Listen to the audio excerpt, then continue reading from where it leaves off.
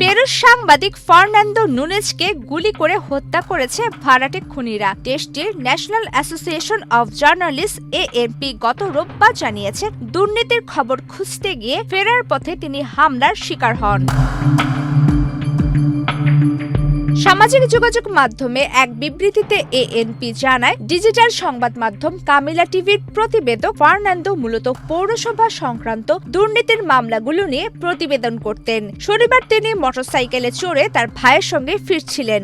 এ সময় ভাড়াটে খুনিরা তাদের লক্ষ্য করে গুলি চালায়। ঘটনাস্থলেই ফার্নান্দো নিহত হন।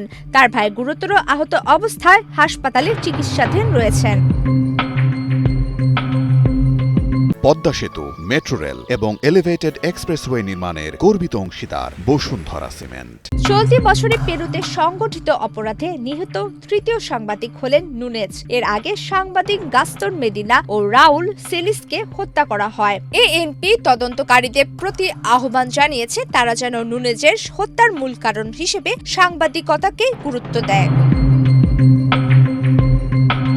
সংগঠনটি আরও জানায়, এ ঘটনা সংবাদ কর্মীদের উপর অসহনীয় সহিংসতার চিত্র তুলে ধরে। প্রতিটি প্রাণহানি শুধু সাংবাদিকতার উপর নয়, গণতন্ত্র ও জনগণের তথ্য জানার অধিকারের উপরও সরাসরি আঘাত। পেরুতে সহিংস অপরাধ বেড়েই চলেছে।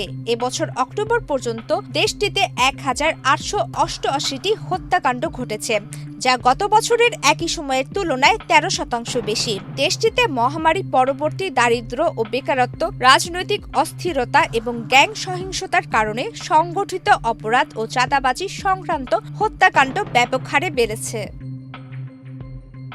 প্রমিতি কিবরিয়া ইসলাম, বাংলাদেশ প্রতিদিন।